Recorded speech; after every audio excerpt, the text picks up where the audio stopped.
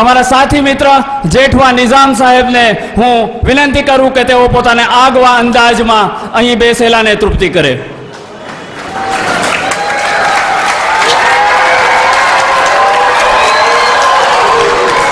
નહીં, આ ચાલશે. અસ્સલામુ અલૈકુમ.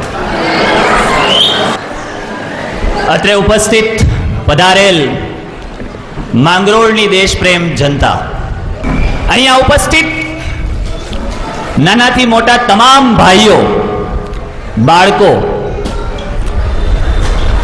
સમાજના આગેવાનો, સમાજના પટેલો,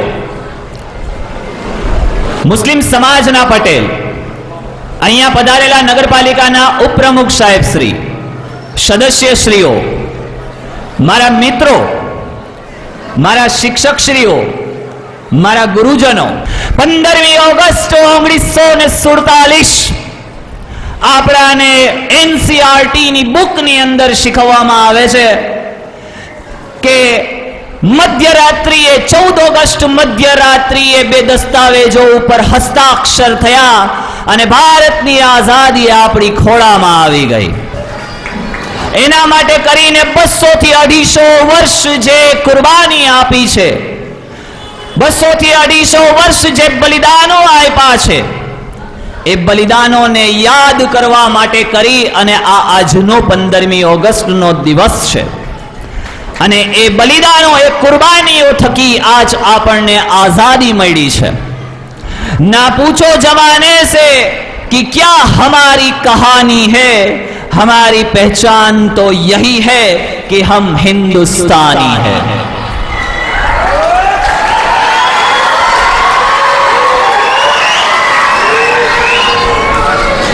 મિત્રો, ભારત દેશની રચનામાં 28 રાજ્યો, 8 કેન્દ્ર શાસિત પ્રદેશ, 300 જાતિ, 3500 પેટા જાતિ અને 600 કબીલાનો આપણો આ ભારત દેશ બનાવવામાં વર્ષો વીત્યા છે. તારીખ ગવાહી દેગી इस लाल हकीकत की, खनक खनक पे तलवारों की रणगान बनाया है और खोद कर नाखून से गुलाम धरा को हमने बलिदानों की बुनियाद पर हिंदुस्तान बनाया है.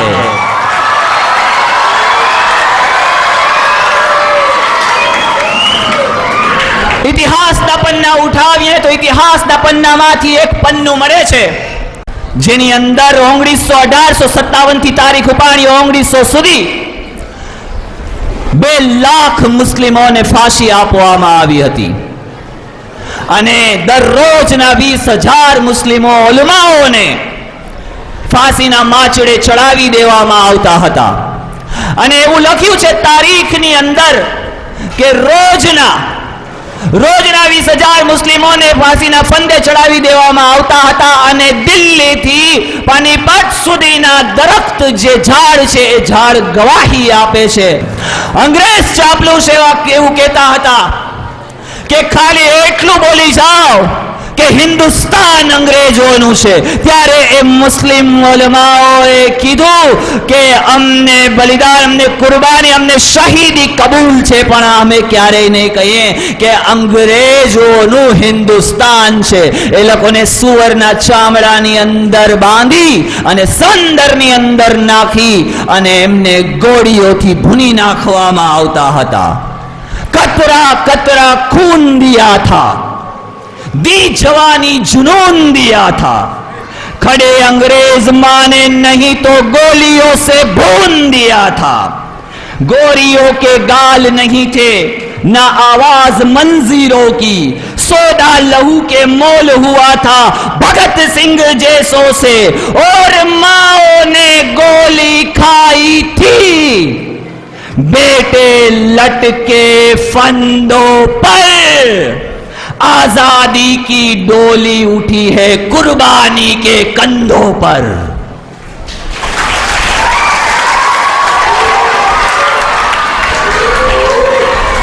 कुछ बात तो है कि मिटती नहीं हस्ती हमारी. શા માટે આવું કહેવામાં આવ્યું છે?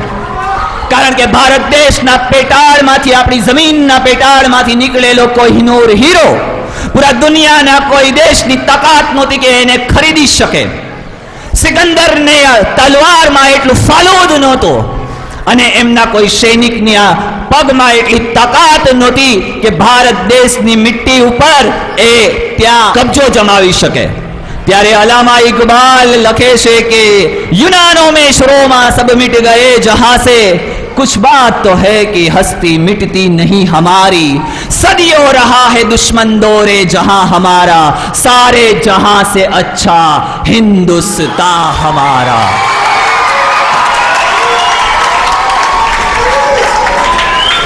આ રીતે આપણને આઝાદી મળી છે. ઇતિહાસના પન્ના જેમ જેમ પલટાવતા જાશું તેમ તેમ ઇતિહાસના પન્નામાંથી એક પન્નું હાથમાં આવે છે. 88 વર્ષના બુઝુર્ગ, 88 વર્ષના વૃદ્ધ ઝફર જ્યારે રંગૂનની જેલમાં બનજર કેદ હતા ત્યારે એક અંગ્રેજ એમની સામે આવે છે અને જેલની અંદર કહે છે કે દમ દમે મેં દમ નહીં ખેર માંગો જાન કી એ ઝફર ઝુકને લગી શમશીર હિન્દુસ્તાન કી. ત્યારે એ વૃદ્ધ સિંહ ઝફરે કહ્યું હતું કે એ ચાપલૂસ અંગ્રેજ, दम दमे में दम नहीं खेर मांगो जान की ए जफर झुकने लगी है शमशीर हिंदुस्तान की. तो मारो जवाब पण सांभळतो जा, गाजियों में बू रहेगी जब तलक ईमान की, तख्ते लंदन तक चलेगी देख हिंदुस्तान की.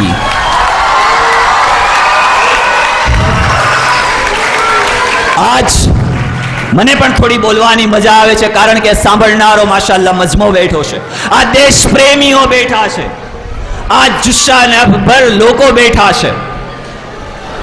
જલિયાવાલા બાગના હત્યાકાંડની અંદર જનરલ ડાયરને પૂછવામાં આવ્યું હતું કે શા માટે ચલાવવામાં આવી હતી ગોળી. ત્યારે કહ્યું હતું કે પઠાણ મુસ્લિમો ભાગી રહ્યા હતા એટલે એની ઉપર ગોળીઓ ચલાવવામાં આવી હતી. ત્યારે એ પઠાણનો દીકરો ખાન અબ્દુલ ગફ્ફાર ખાને કીધેલું કે જો એક પણ પઠાણની પીઠ પર, એક પણ મુસ્લિમની પીઠ પર જો ગોળી મળે ને તો સ્વતંત્ર સંગ્રામની આ ચળવળમાં આ મુસ્લિમો પીછેહટ કરી જશે. 5 દિવસ સુધી પોસ્ટમોર્ટમ ચાલ્યું, 74 પઠાણોની લાશો મળી, પરંતુ કોઈની પણ પીઠ પર નહીં, બધાના સીનામાં ગોળી લાગેલી હતી. આ રીતે મળી છે આપણને. આજનો યુવાન એ યુવાનો હતા અને આજનો યુવાન આજ કહેતા ઘણું મને દુઃખ થાય છે. સમયનો બહુ તકાજો છે, ટાઈમ વધતો જાય છે, બોલવાનું પણ ઘણું બધું છે, પરંતુ ક્યાંક હું વાતને મારી ટૂંકમાં પતાવવાનો પ્રયત્ન કરું છું. કદાચ હું ટીપુ સુલતાનથી, હઝરત મૈસૂરે શેરે ટીપુ સુલતાન રહેમતુલ્લાહ અલૈહથી લઈ અને ગાંધીજી સુધીના જો તારીખના પન્ના ઉપાડું ને તો કદાચ મારી આ જિંદગી પણ ઓછી પડે એટલા તારીખના પન્ના, એટલા ઇતિહાસો છે. પરંતુ મુક્તસર સમય છે, સમય ખૂબ ઓછો છે અને ઓછા સમયની અંદર મારે આજે આપણો 15મી ઓગસ્ટ એક આઝાદીનો પર્વ, ખુશીનો દિવસ પણ છે અને શહીદોને યાદ કરવાનો પણ દિવસ છે. એટલે જ ગ્રુપ ઓફ નિઝામ જેઠવાએ એવું નક્કી કર્યું કે થોડોક જ સમય છે આપણી પાસે, 2 થી 4 દિવસનો, અને આ 4 દિવસની અંદર આપણે આ આયોજન કર્યું. આપણે તમામ લોકોને આમંત્રિત પણ કર્યા કે ભાઈ જેને પાર્ટિસિપેટ થવું હોય એને મંચ, કારણ કે એટલે વચ્ચે વચ્ચે આપણે એક કૃતિઓ રજૂ કરી અને ખરેખર આ બાળકો માટે આ પર્વ કહેવાય ને કે એના માટે આ આઝાદીનો પર્વ એક ઉત્સવ લાયક હોય છે. પરંતુ આ જે યુવાન છે, યુવાન જ્યારે સૈયારા ફિલ્મ જોઈને થિયેટરની અંદર રડતો હોય છે, આ યુવાન, આજનો યુવાન ક્યાં જઈ રહ્યો છે મિત્રો? સાંભળવા જેવી, દિલ પર લેવા જેવી વાત છે. કારણ કે આજની 15મી ઓગસ્ટે આપણે બધાએ વચન લેવાનું છે. આજની 15મી ઓગસ્ટે આપણે પ્રતિજ્ઞા લેવાની છે કે દેશના છેવાડા સુધી, આઝાદી કિને કહી શકાય કે દેશના છેવાડા સુધી પણ ક્યાંય કોઈ ભૂખ્યો ન રહે. આ આપણી ખરા અર્થમાં આઝાદી છે. દેશના છેવાડા સુધી ક્યાંય બેરોજગારી ન રહે. આ આપણા માટે આપણા દેશની આઝાદી છે. દેશના છેવાડા માટે ક્યાંય કોઈ બેકારી ન રહે. આ આપણા દેશની આપણા માટે આઝાદી છે. અને આજનો જે યુવાન છે, યુવાન સૈયારા જોઈને થિયેટરમાં રડી રહેલો છે. નો ડાઉટ, કશો જ વાંધો નહીં. ઇશ્ક મોહબ્બત એક અલગ બાબત છે. પરંતુ એ સમયના જે યુવાનો હતા કે 16-17 વર્ષ, 22 વર્ષે એમણે શહીદીઓ વહોરી લીધી. એમાંનું એક નામ આપણે લઈએ કે ખુદીરામ બોઝ. 6-7 વર્ષની ઉંમરમાં એમના માતા અને એમના પિતાને એમણે ગુમાવી દીધા. ગુમાવ્યા બાદ એમની બેને એમને પાડી અને મોટો કર્યો અને 18 વર્ષની ઉંમરની અંદર સ્વતંત્ર સંગ્રામની ચળવળની અંદર એમને ફાંસી આપી દેવામાં આવી. આ એ સમયના યુવાનો હતા. ત્યાર પછી વાત કરું વીર ભગતસિંહની, કે લાલા લજપત રાયના જ્યારે સંગ્રામની ચળવળ ચાલી રહી હતી, લાલા લજપત રાયને એ અંગ્રેજ કોન્સ્ટેબલથી વાગી ગયા. પછી 2 અઠવાડિયા સુધી એ ઘાયલ રહ્યા. હૃદય રોગ થયો, હુમલો આવ્યો, અમને એ મૃત્યુ પામ્યા. ત્યારે એ સમયની અંદર વીર ભગતસિંહે કીધું કે આમનો બદલો લઉં તો જ હા, અને એમણે ગોળી મારી અને એમણે તેમની મૃત્યુ નિપજાવી અને ત્યાર પછી એમને ફાંસીના માચડે લટકાવી દેવામાં આવ્યા. આ હતા એ સમયના યુવાનો. ત્યાર પછી સુભાષચંદ્ર બોઝ, કે બીજા વિશ્વયુદ્ધ દરમિયાન અંગ્રેજોની વિરુદ્ધ લડવા જેમણે હિન્દ ફૌજનું નેતૃત્વ કર્યું. ક્યારેક પણ મારે આ તારીખના પન્ના પલટવા પડે છે, કારણ કે ઇતિહાસ એવડો વિશાળ છે. ઇતિહાસ એટલે શું? ઇતિહાસથી પ્રજા પાંગળે છે, ફૂલે છે અને ફળે છે. ત્યાર પછી વાત કરું ચંદ્રશેખર આઝાદની. આજ કદાચ મારું ગળું નહીં સુકાય, કારણ કે જે તે સમયની અંદર શહીદીઓ આપણા દેશ માટે વહોરી છે. તો હું કદાચ 2 કલાક તરસ્યો રહીશ તો મરી નહીં જાઉં.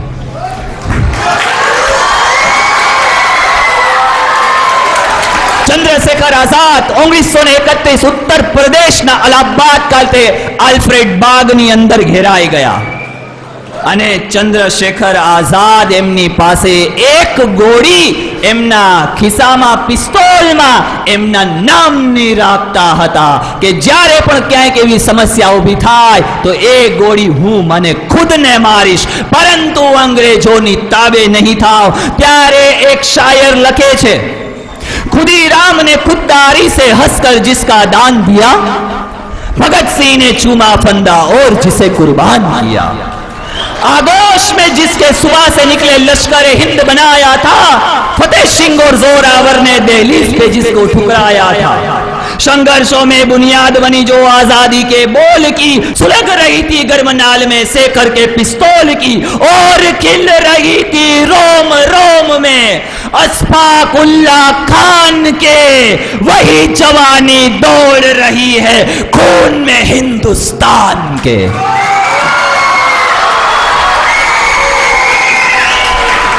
આ ચળવળોની વાત કરું, ભારતનું બંધારણ, વાતને ટૂંકસર પૂરી કરી નાખું છું. કદાચ બેસાડીશું તો આખી રાત નીકળી જશે અને મજા પણ આવતી રહેશે, પરંતુ 12 વાગ્યે આપણે 15મી ઓગસ્ટનો સમય દિવસ પણ પૂરો થાય છે. આપણી આઝાદીનો આ એક દિવસ પૂરો થાય છે. પરંતુ એક વાત જણાવી દઉં કે આપણે તમામે ભારતનું બંધારણ, ભારતની ન્યાય સંહિતા, ભારતની સુરક્ષા સંહિતા, જે આઈપીસી, સીઆરપીસી અને એવિડન્સ પુરાવા સાક્ષર અધિનિયમ, આ તમામ બાબતોને વાંચવી પડશે. કારણ કે ભારત દેશની આઝાદીની અંદર ડોક્ટર બાબા સાહેબ આંબેડકર એવા ઘણા બધા ક્રાંતિકારી વીરોને યાદ કરું. 1940ની government of India act, Cripps mission, Anglo act, cabinet mission, વચગાળાની સરકાર, બંધારણ સભા અને ભારતીય સ્વતંત્રતા અધિનિયમ 1947 એટલે કે 1947. આપણે બધાએ બંધારણ વાંચવું પડશે. ભારતની અંદર સમાનતા, ભાઈચારો, એકતા, બંધુત્વ, સહિષ્ણુતા, આ તમામનું પ્રતીક જે આપણું બંધારણ છે એને આપણે વાંચવું પડશે. આપણે ભાઈચારાની સાથે આગળ વધવું પડશે.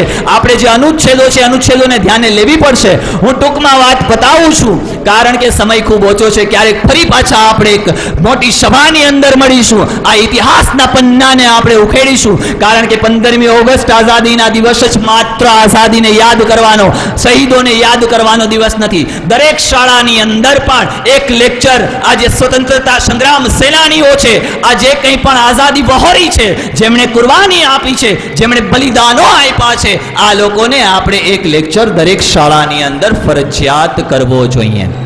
આજ ઇતિહાસને કંઈક મિટાવી દેવામાં આવે છે, જાણી જોઈને આપણે ચૂપ રહેવું પડે છે, તો ક્યાંય આપણી આઝાદી નથી. કારણ કે આપણને બોલવાની આઝાદી, આપણને રંગની આઝાદી, ટમેટું પણ ચિંતામાં છે કે હું કોના ઘરમાં જઈશ, કાકડી અસમંજસમાં છે કે હું ઉપલો ભાગ ક્યાં જઈશ અને અંદરનો ભાગ ક્યાં જઈશ. તો વચ્ચે સફેદ કલર છે, એ સફેદ કલર મોટું અસમંજસ ધરાવે છે કે તો મારે ક્યાં જવું. આ રંગભેદની જે આપણને આઝાદી છે, એ આઝાદી આજ ક્યાંક છીનવાઈ પણ રહી છે.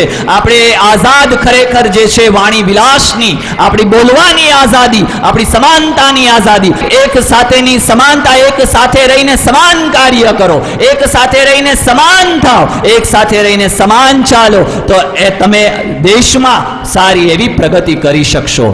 મેં તમને કહ્યું હતું કે તમામ લોકો હિન્દુ, મુસ્લિમ, શીખ, ઈસાઈ આપસ में हम भाई भाई. આપણે આ ભારત દેશની આઝાદીમાં ખુદીરામ બોઝ, અશફાકુલ્લાહ ખાન, ચંદ્રશેખર આઝાદ, ગાંધીજી, શેર મશહૂર હઝરત ટીપુ સુલતાન રહેમતુલ્લાહ અલૈહ, આવા તમામ જે કોઈ પણ ક્રાંતિકારી છે, વીરો છે, જેમણે શહીદો વહેરી છે, આ તમામનું આપણું આ, અને તમે બધા હિન્દુ મુસ્લિમ બધા સાથે બેસા છો ને, આ રિયલમાં આપણું હિન્દુસ્તાન છે. મિત્રો, હવે વાતને હું પૂરી કરું છું. આપણે થોડાક જ સમયની અંદર ફરી પાછો એક પ્રોગ્રામનો અહીંયા મંચ પરથી જાહેર કરું છું. 15મી ઓગસ્ટ રાષ્ટ્રીય પર્વ છે, જો કે આ વાત ન કહી શકાય, પરંતુ આવો મજમો બેઠો છે. તો આપણે આવનારા સમયની અંદર હું એક બહુ મહેનત કરી રહ્યો છું. આ જાહેર મંચ પર મારા વિડીયો માધ્યમથી નિઝામ જેઠો ઓફિશિયલ ચેનલને સબસ્ક્રાઇબ કરી લેજો. હા, અને એની અંદર મેં જણાવેલું છે કે ભાઈ હું ભારતનું બંધારણ, ભારતીય સાક્ષ્ય અધિનિયમ, ભારતીય પુરાવા અધિનિયમ અને ભારતીય ન્યાય સુરક્ષા સંહિતા, આની એક બુક લખી રહ્યો છું. આપણા મુસ્લિમ સમાજના, જો કે તમામ સમાજને આવરીને આપણે લખી છે. શરૂઆત આપણા મુસ્લિમ સમાજથી કરીશું અને મુસ્લિમ સમાજના તમામ બાળકોને આપણે આ બુક આપવાની છે. બહુ આયોજન, બહુ પૂર્વાનુયોજનથી ચાલ્યો છું. આની અંદર આશા રાખું છું તમામનો મને સાથ સહકાર પણ મળશે. મારે આપણા માંગરોળની અંદરથી ઘણા સિવિલ કેડરની અંદર પણ જોઈએ છે, પરંતુ એની આપણે પાયાથી, કોતલ સાહેબ સાચું કે ખોટું, પાયાથી બહુ મહેનત કરવી પડશે. 2 મહિનાની અંદર કશું જ નહીં થઈ શકે, એના માટે વર્ષો. જો આઝાદી મેળવવામાં 200-250 વર્ષ લાગ્યા હોય તો તમે માત્ર 5 થી 7 વર્ષ પૂર્વાનુયોજન ન કરી શકો? કરી શકાય ને.